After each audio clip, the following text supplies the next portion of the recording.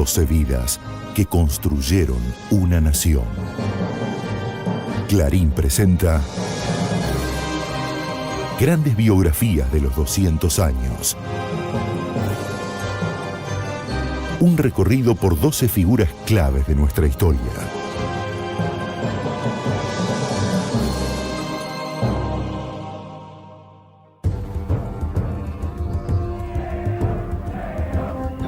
Eran miles y llenaron la Plaza de Mayo en ese despejado 17 de octubre de 1945. Todos pedían lo mismo: la liberación del coronel Juan Domingo Perón. Recién a la noche, Perón salió a los balcones de la Casa Rosada y junto a su pueblo empezó a escribir un nuevo capítulo de la historia argentina.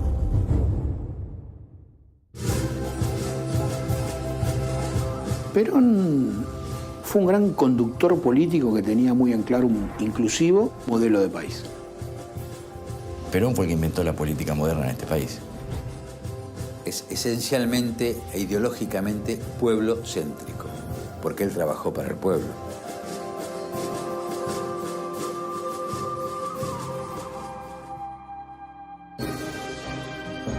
Juan Domingo Perón, el general del pueblo.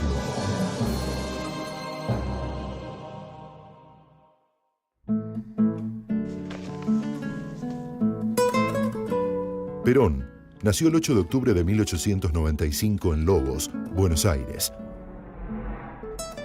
El padre de Perón, Mario Perón, era un hombre de formación, de una familia de propietarios de campos, de ahí él estaba en la zona de Lobos. Su madre, Juana Sosa, era una mujer de pueblos originarios que realizaba tareas domésticas. Hay varias controversias sobre el lugar y la fecha de nacimiento. De todas formas, la documentación del siglo XIX respecto a la identidad de las personas tiene muchísimas limitaciones y la de Perón no es una excepción. A partir del nacimiento de Juan Domingo, la familia empieza a convertirse en una familia nómada. Eran chacareros y de menor cuantía. Ellos dejaron la zona de la provincia de Buenos Aires, se trasladaron al sur, vivieron durante un largo tiempo en Santa Cruz y después en la zona de Chubut.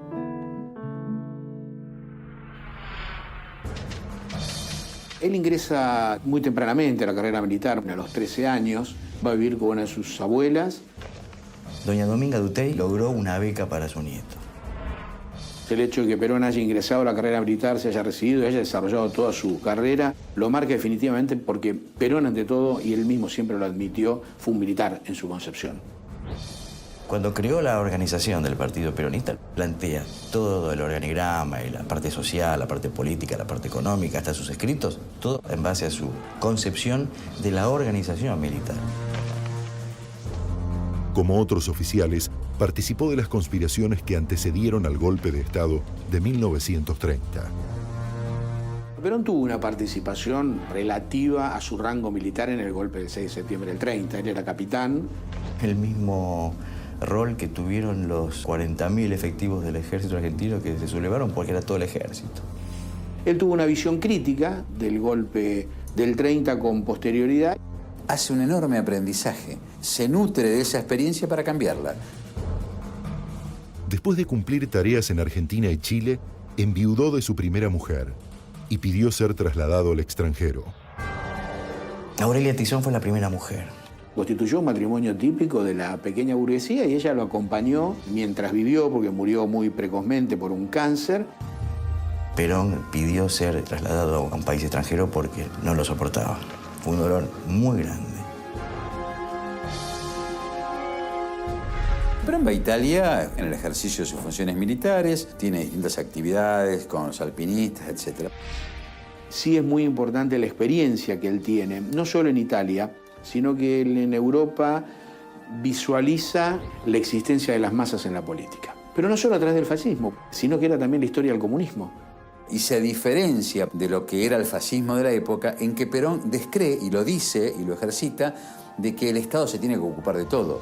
Incorpora la idea de las organizaciones libres del pueblo y coincide con la visión cristiana de la época en cuanto a la crítica del fascismo, que pretendía meter dentro del Estado a todo, incluso los sindicatos. El peronismo no tiene los sindicatos dentro del Estado.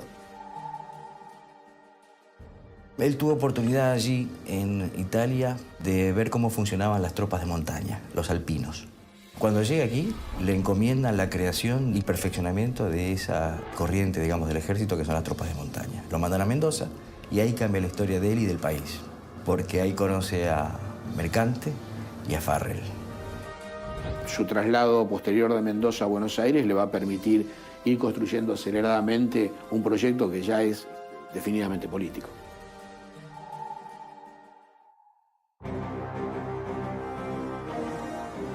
De regreso a Buenos Aires, Perón se integró en el GOU, Grupo de Oficiales Unidos. El GOU era una agrupación netamente militar donde poco a poco Perón va tomando la jefatura o la organización completa de ella y la va moldeando de acuerdo a sus necesidades políticas, que ya las tenía.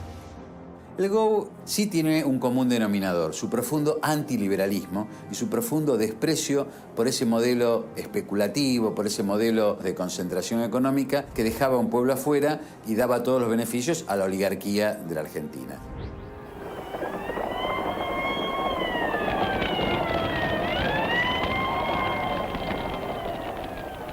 El GOU tuvo un papel crucial en el golpe del 4 de junio de 1943. Fue el derrocamiento del gobierno de Castillo, que era el vicepresidente de Ortiz, que por estar enfermo asume Castillo. Conservadores de la época del fraude electoral. Él recién ahí empieza a mantener contactos con el mundo que luego lo iba a potenciar en su desarrollo político, que son los trabajadores. Y ahí me parece que hay una figura que es central, que es la de Mercante. Y Perón, como parte fundamental del GOU, es elevado con Farrell, Mercante y otros a los primeros puestos. Y ahí empieza la obra de Perón, que muchos no pueden todavía ver, porque los gobiernos de Perón empiezan en el año 43.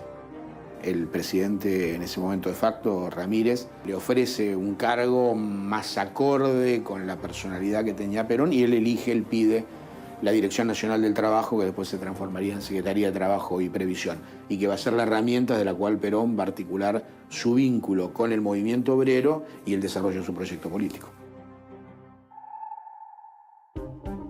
Perón consideraba su acceso al poder como parte de su plan para cambiar la estructura política y social del país. Como secretario de Trabajo y Previsión, él apunta al campesino y al trabajador argentino. El mejoramiento de las leyes de trabajo, las vacaciones, la obra social, las cajas de jubilaciones, las crea él en el año 43-44. Lo que hace Perón es unificar sindicatos, potenciarlos. Se da un proceso muy acelerado de distribución de la riqueza, pero fundamentalmente lo que hay es un proceso de dignificación del trabajador. Él le explica a cada uno lo que pueden, lo que les corresponde, la riqueza de la Argentina, a lo que tienen derecho. Es absolutamente imposible entender algo del peronismo si uno no pone la lupa y no mira el periodo del 43 al 46. Ahí está, digamos, absolutamente todo.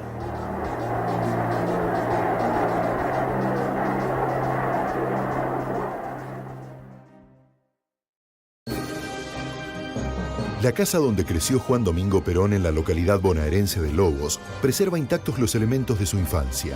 También se conserva la estancia en Camarones y el departamento en el que vivió junto a Evita en la ciudad de Buenos Aires.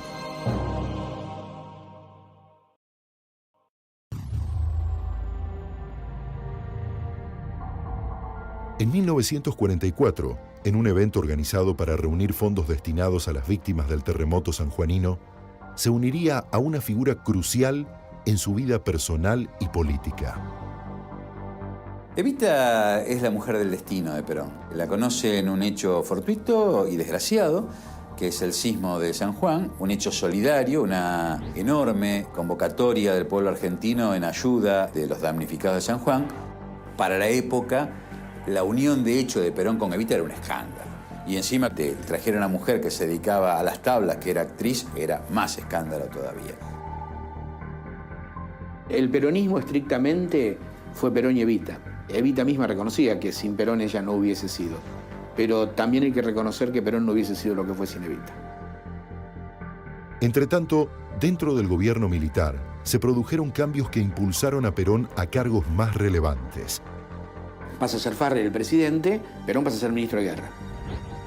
Él, para acceder a la vicepresidencia, hace un movimiento dentro de sus camaradas que es doblarle el brazo a los sectores de derecha más dura que había dentro del ejército, al sector pronazi.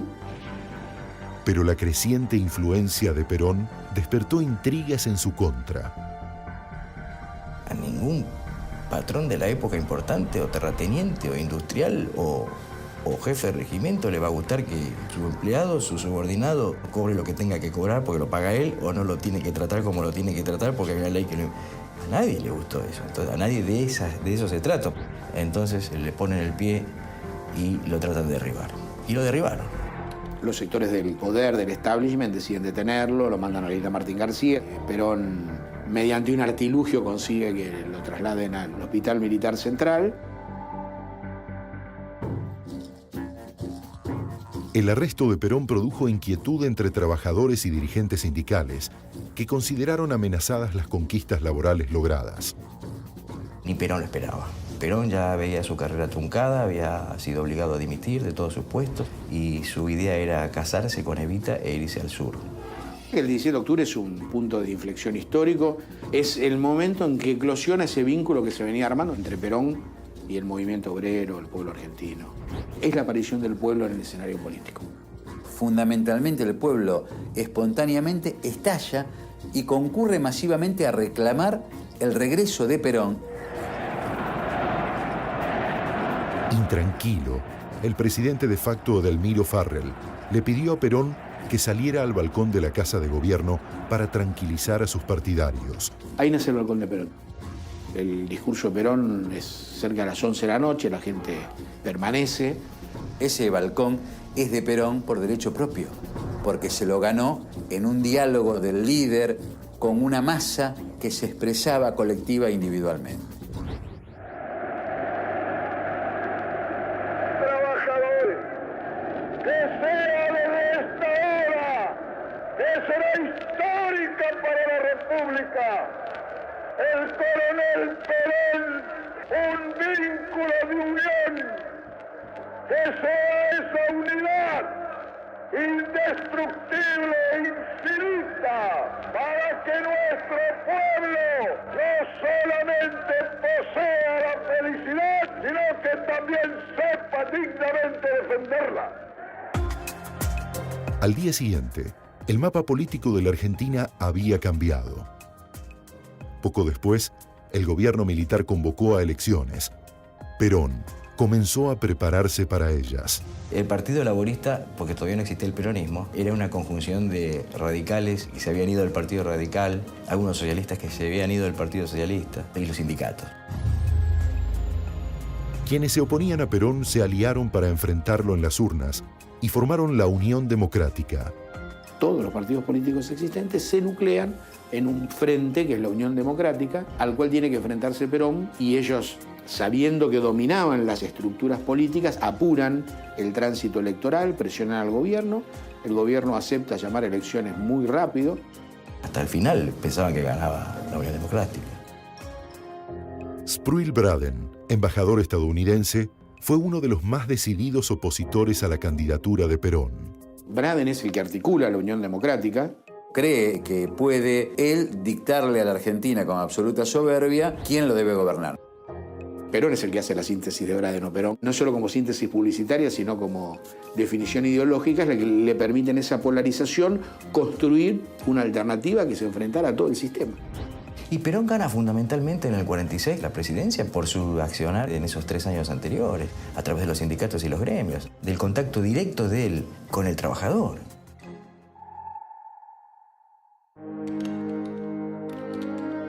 Perón asumió la presidencia el 4 de junio de 1946 y comenzó una tarea de gobierno que modificó para siempre el rostro social, económico y político del país. El eje central que desarrolló Perón y el peronismo a través de toda su gestión se centró en el tema de la distribución de la riqueza. Las obras más importantes están en todos los campos, desde las construcciones de escuelas, de hospitales, la obra económica, la ganadería, la protección y la ampliación de la explotación petrolera y la nacionalización de todos sus elementos. En ese momento era necesario nacionalizar los servicios públicos de nuestra nación, lo que redunda en un costo ínfimo para el usuario, para el pueblo. La salud pública fue el eje central de la política. El presidente impulsó una política exterior signada por la tercera posición. Yo he dicho infinitas veces que estábamos en contra de toda política internacional imperialista. Eso es lo que quiere el pueblo argentino para todos los pueblos de la tierra. ¿Sí o no?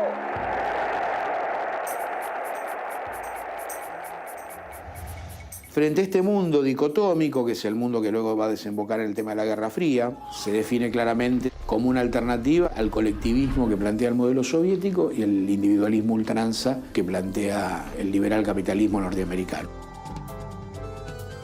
En lo social, Perón contó con el accionar impetuoso de Evita, que fortaleció el apoyo a su gobierno entre los sectores más humildes.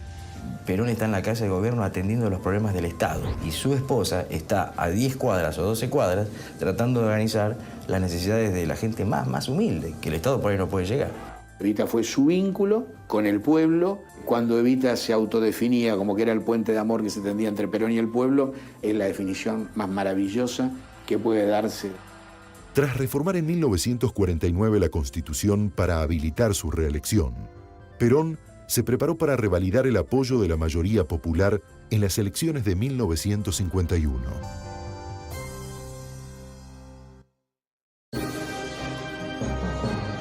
Por orden de la Revolución Libertadora, se demolió la residencia presidencial Alzaga-Unzué, en donde se levanta hoy la Biblioteca Nacional.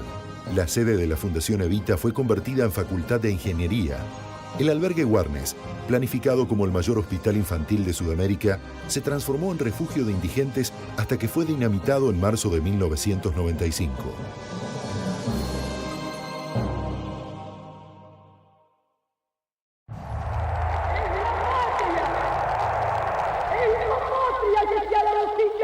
Al llamado de los compañeros de la Confederación General del Trabajo para decirle al líder que detrás de él hay un pueblo que antes del general Perón vivían en la esclavitud, que fue el general Perón que los reivindicó social, moral y espiritualmente. Concluía el mandato presidencial y Perón volvió a presentarse como candidato en 1951. Si había ganado de manera medianamente ajustada la primera elección, gana de manera abrumadora esa elección del año 51. Con cada avance, Perón sumaba adversarios entre aquellos que eran afectados por sus deseos de cambio. Conforme pasaban los años, hasta el año 55, la Argentina se dividió en dos. Si hay riqueza que está concentrada en pocos bolsillos, hay que sacar esa riqueza para distribuirlo entre más bolsillos. Naturalmente, esto va a generar la adhesión de aquellos que reciben y el rechazo de aquellos a los que se le quita. Y bueno, el antiperonismo fue esto. El 26 de julio de 1952, murió Eva Perón. Ya entonces, el gobierno justicialista enfrentaba crecientes adversidades y acusaciones de autoritarismo. Él se quedó muy solo, se le muere la mujer, Evita nada menos, el complemento de un gobierno hegemónico en el sentido de la época. Se le muere la madre, se le muere el hermano y se le mueren muchos amigos del ejército y fuera de él. Después de la muerte de Evita suceden muchas cosas que antes no hubieran sucedido. El deterioro de la relación del gobierno con la Iglesia se suma al deterioro a partir del año 52 de las relaciones del gobierno con parte de los terratenientes del campo, con parte de las cúpulas de la industria y con parte de las cúpulas del ejército. El 11 de junio de 1955, la celebración del Corpus Christi congregó a todas las fuerzas contrarias a Perón. La movilización del 11 de junio del 55 de alguna manera va a determinar la caída del peronismo. Es el pase de la Iglesia a la oposición abierta y ostensible. Los conspiradores atacaron en el corazón del poder político. Cuando la Fuerza Aérea de la Marina decide hacer este levantamiento el 16 de junio del 55, los aviones que se supone que iban a hacer un vuelo rasante sobre la Casa Rosada para desagraviar a la bandera, deciden aprovechar esa circunstancia para bombardear la Casa Rosada y matar a Perón. Es un crimen de lesa patria. Bombardearon la Plaza de Mayo, bombardearon la Casa de Gobierno. Se sabía que había sido programada una manifestación una hora antes. Este hecho de ver los aviones con la señal del Cristo vence enfureció y llevó a algo que existió, que fue la quema de las iglesias. La violencia anticipaba un desenlace dramático del segundo gobierno de Perón. La suerte estaba echada. Incluso Perón tiene un intento conciliatorio después del intento del 16 de junio del 55, quiere abrir el juego, pero rápidamente esto se rompe y hay un discurso muy importante que es el 31 de agosto del 55, donde hay un Perón que ya no es el conciliador que hubo después de los bombardeos, sino un Perón muy duro. Y cuando uno de los nuestros caiga, caerán 5 de los de ellos. Cuando Perón dice eso del 5 por 1 en un balcón frente a 200.000, 150.000 personas, estallaron en ese momento 3 bombas en el subte a 70 metros y mueren 3 personas. Él no quería que hubiese una guerra civil. Siendo presidente constitucional, naturalmente debió haber enviado la renuncia al Congreso. Sin embargo, la dirige a sus pares porque Perón se había sentido traicionado por sus propios compañeros de armas. Y esto para él era importantísimo. Lonardi y Rojas asumen la conducción de un movimiento revolucionario, con el beneplácito, por supuesto, de la mayoría de los partidos políticos, los sectores industriales, grandes cúpulas y demás. Derrocado, el 16 de septiembre de 1955, Perón inició un constante exilio. Él estuvo en la Cañonera, donde se asiló después del golpe del 55, y se fue en un hidroavión. Vivió muy acotadamente en Paraguay, en República Dominicana, en Venezuela, y terminó su periplo en España. Donde siguió pensando la Argentina y donde empieza a articular el movimiento de resistencia popular a la opresión de la ignominia del golpe del 55. La resistencia peronista es la respuesta del pueblo peronista a la proscripción, a la persecución, a la cárcel, a la tortura, a la que lo sometió el sistema con la idea de hacer desaparecer el peronismo. Los adversarios de Perón pretendieron reconstruir el escenario político sin el justicialismo. Cuando ya asumieron la verdadera cara del golpe del 55, Aramburu y Rojas, lo que se plantearon fue el exterminio del peronismo. Por decreto ley del gobierno militar de Aramburu, prohibieron nombrarlo a Perón, a Evita, al partido peronista, a la tercera posición, a la ideología justicialista. Todo lo que tenía nombre de peronismo fue borrado de la faz de la historia. Aunque estuviese exiliado en Madrid, Perón seguía siendo un actor clave para la política argentina. Y se intentó un sistemático movimiento de cooptación de las estructuras del peronismo. Había un dato que era estadísticamente incuestionable y era que el peronismo había obtenido más del 60% de los votos en las elecciones. ¿Qué hacer con esos votos? ¿Cómo capturarlos? Oscar Allende, que estaba en ese momento con Frondizi y la Unión Cívica Radical Intransigente, objeta que puede haber una constituyente en el marco de una dictadura.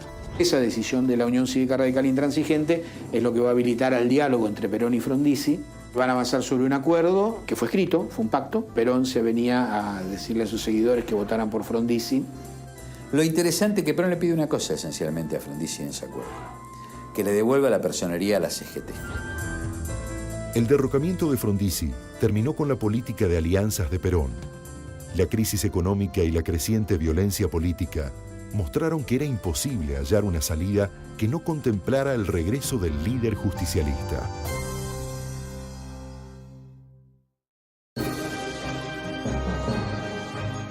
Los restos de Perón descansan en la Quinta de San Vicente desde octubre de 2006. Anteriormente, estaban en la tumba del cementerio de la Chacarita, en donde fueron profanados en junio de 1987.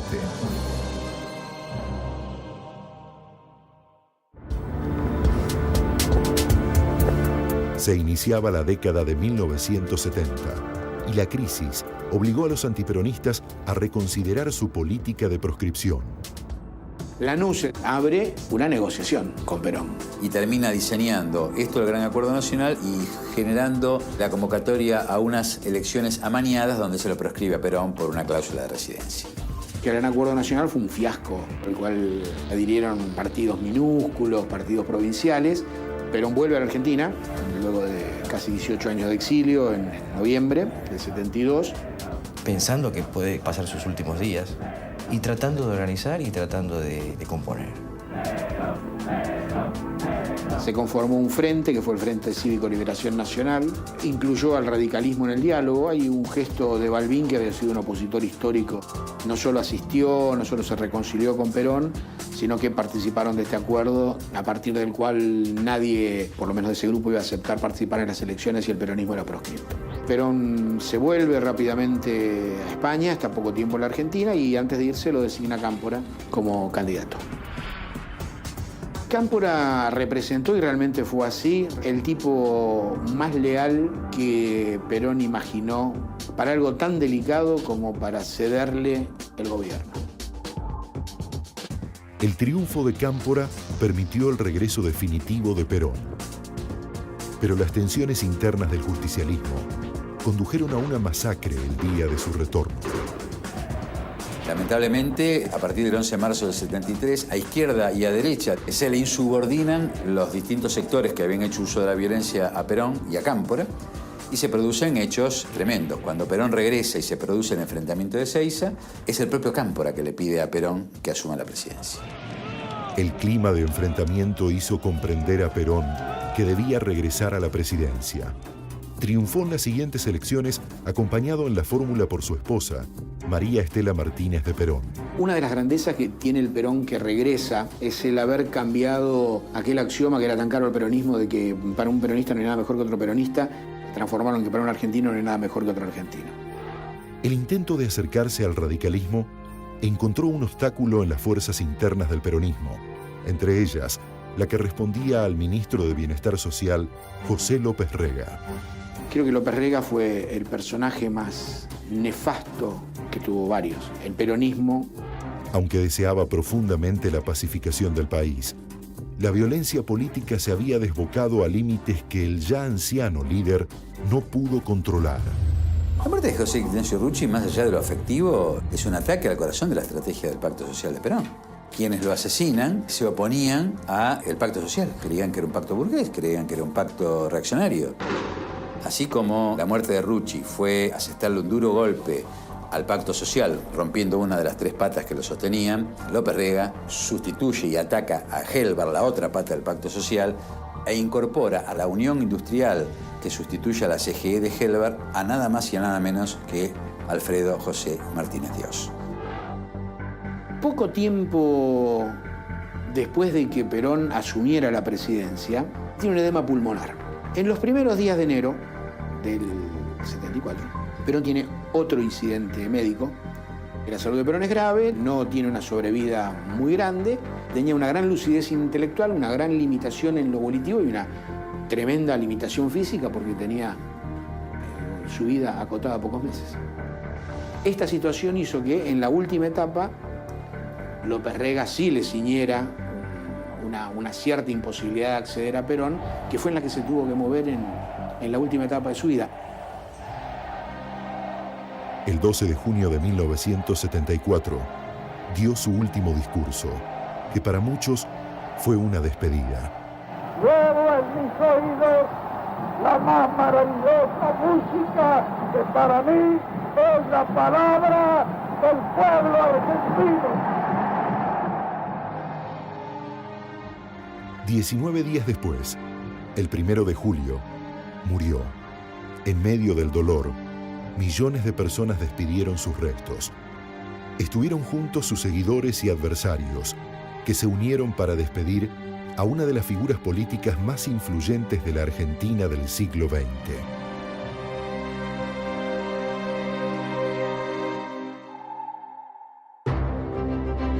Perón fue un tipo tan grande en el desarrollo de sus ideas que además se tomó el trabajo de dejar un legado que fue el modelo argentino para el proyecto nacional. Y Perón dejó una clara concepción de la visión geopolítica, de la visión estratégica. El legado de Perón es un intento por organizar una nación. Aún hoy, Juan Domingo Perón sigue siendo la referencia obligada para comprender el escenario político argentino. Su paso por el poder cambió para siempre la historia de todo un país.